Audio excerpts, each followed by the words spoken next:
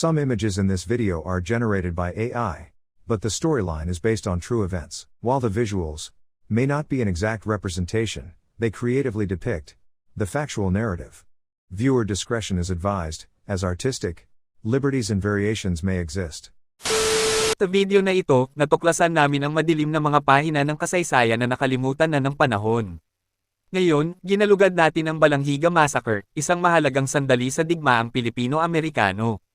Ihanda ang inyong sarili para sa isang roller coaster ride ng mga emosyon na magpapasindek sa inyo. Sumisid na tayo!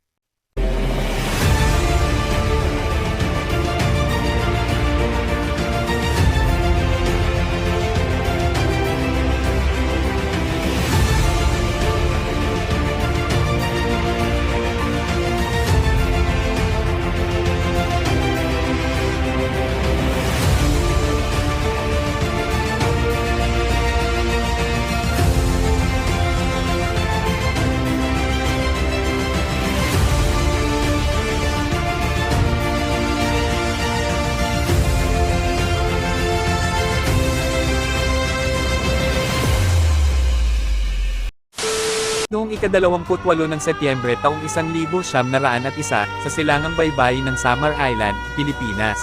Tumunog ang kampana hindi lamang para sa lokal na simbahan kundi pati na rin sa simula ng isang malagim na trahedya. Isipin ng isang mapayapang umaga na nagambala ng nakakasakit ng puso ng mga iyak ng isang maliit na bayan. Ang mga sundalong Amerikano na nakatalaga sa Balanghiga ay tinambangan ng mga gerilyang Pilipino na naghahangad na mabawi ang kanilang kalayaan. Ngunit ano ang naging sanhi ng kakilakilabot na pangyayaring ito? Maghukay tayo ng mas malalim sa mga motibasyon sa likod ng pagkilos na ito ng paglaban. Lumalabas, inalis ng mga Amerikano ang Balanghiga ng mga sagradong kampana ng simbahan, isang mahalagang bahagi ng pagkakakilanlan ng bayan. Ang mga taong bayan, na naiwan sa isang pakiramdam ng kahihiyan, ay gumawa ng isang plano upang bawiin ang kanilang dignidad. Ang paghihiganti ay nasa himpapawid. Tingin sa kanilang kaalaman, ang alon ng dalamhati mula sa Balanghiga ay malapit nang maging isang tiyak na sandali sa paglaban sa dayuhang pang-aapi. Dumating ang ika-28 ng Setyembre, at nang sumilip ang araw sa abot tanaw, kinuha ng mga taga-Balanghiga ang mga bagay sa kanilang sariling mga kamay. Armado ng mga nakatagong sandata, sa anyo ng mga kutsilyo at bolos, nag-orkestra sila ng sorpresang pag-atake sa garrison ng mga Amerikano. Tumabog ang kaguluhan ng dinaig ng mga gerilya ang mga hindi mapag-aalinlangan ng sundalo.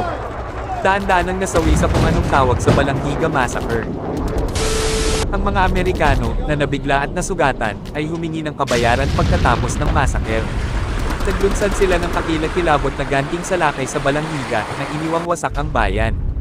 Kinuha nila ang buhay ng libo-libo, walang iniligtas na sinuman sa kanilang mapangwasak na puot. Ngunit hindi madudurog ang diwa ng Balanghiga.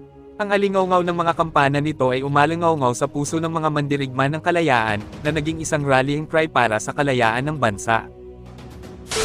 Ngayon, ang Balanghiga Bells ay naninirahan sa Pilipinas, isang simbolo ng pambansang pagmamalaki at katatagan ng isang mamamayang lumaban para sa kanilang kalayaan.